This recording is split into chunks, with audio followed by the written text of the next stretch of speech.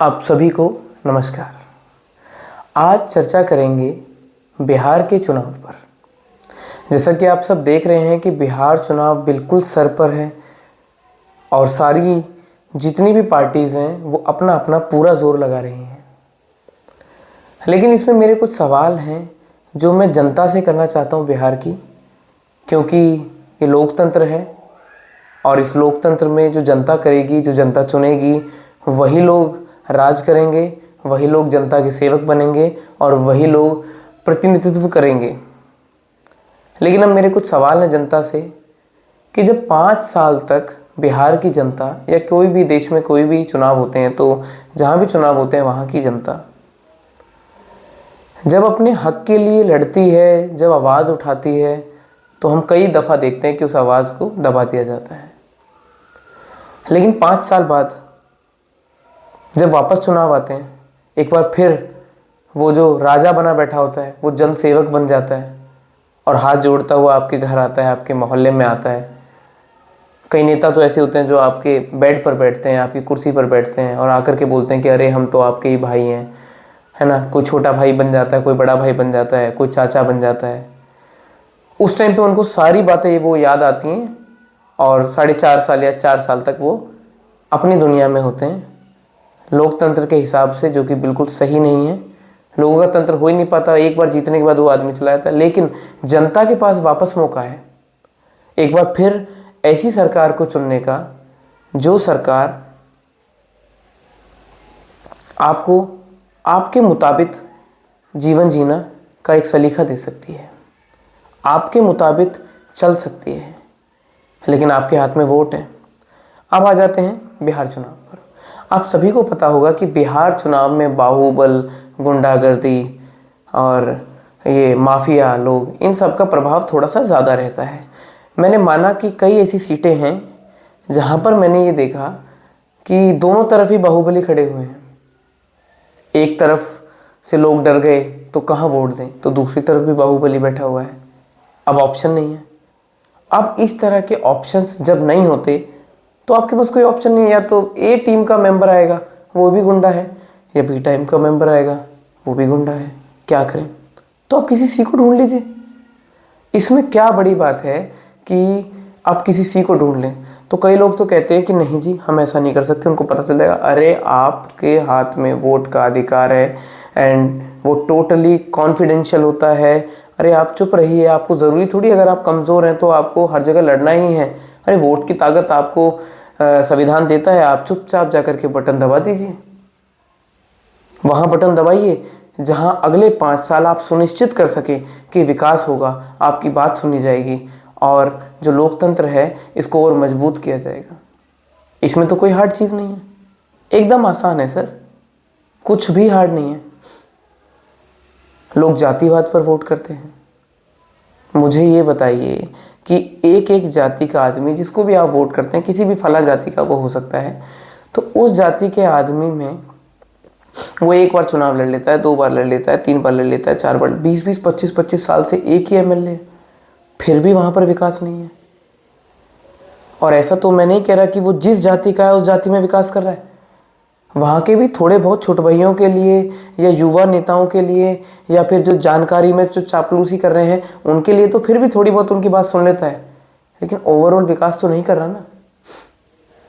अरे जो आपके समर्थक हैं, जिस जाति, मान लीजिए आप किसी ए जाति से हैं और आप ए जाति को इसलिए समर्थन में हैं और ए जाति को आप इसलिए सिर्फ वोट कर रहे हैं, ए जाति का मतदाता जो है वो ए आदमी को इसलिए वोट करना चाहता है क्योंकि वो ए जाति से बिलोंग करता है।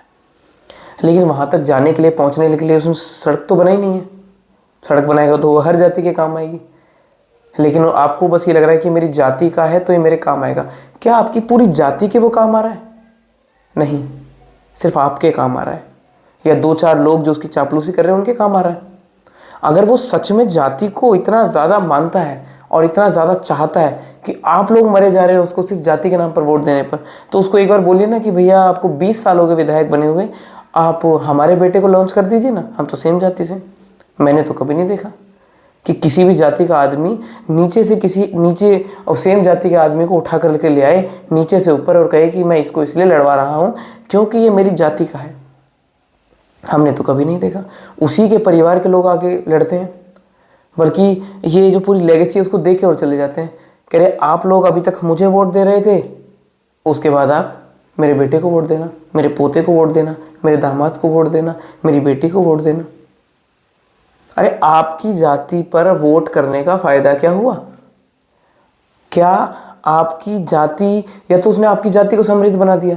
ऐसा भी नहीं है। अगर वो जाति को समृद्ध बना देता भी उन 20 सालों में, तो आपको जाति पर वोट करने की जरूरत ही नहीं पड़ती। आप सोचते हैं अरे हम तो बहुत समृद्ध कर दिए इन लोगों ने, हम तो इससे ऊपर उठ जाएंगे। सभ्यता बढ़ती है ना जैसे जैसे आदमी वृद्धि करता है या किसी भी तरह का विकास करता है, लेकिन ऐसा भी नहीं हो रहा।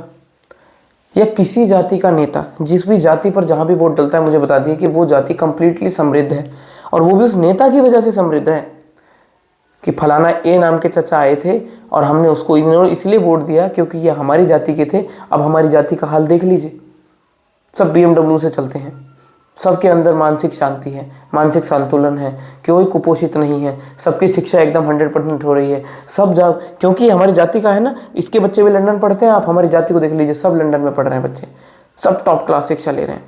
नहीं, उसी के बच्चे लंदन पढ़ रहे हैं, उसी के बच्चे टॉप क्लास की शिक्षा ले रहे हैं, और आपके बच्चे उसी रोड से गुजरते हैं जो उसने नहीं बनवाई, उन्हीं स्कूलों में पढ़ते हैं जिसमें उन्हें टीचरों की भर्ती नहीं कराई, बिल्डिंग की मरम्मत नहीं कराई, उन्हीं अस्पतालों में जाते हैं जिनमें दवाई उपलब्ध नहीं है, और आप सिर्फ इसलिए दे रहे हैं कि ये मेरी फला जाति का है। अरे उस जाति के होने से फ़ायदा क्या हो रहा है? और अगर वो लोग कह रहे हैं कि नहीं नहीं 10 लोगों को तो हो रहा है ना जाति से, क्योंकि वो हमको उसको डायरेक्ट जानते हैं, अरे भाई साहब फिर तो और भी जाति को हो रहा है, क्योंकि 10 लोग उसके चमचे एक ही जात के थोड़ी हैं, वो तो B, C, D हर जात के हैं। तो जो उसके चमचे हैं वो तो किसी भी जाति के हों, उनको फ़ायदा होगा। बट आपको उस जाति पर वोट करने से क्या फ़ायदा होगा, मुझे बताइए।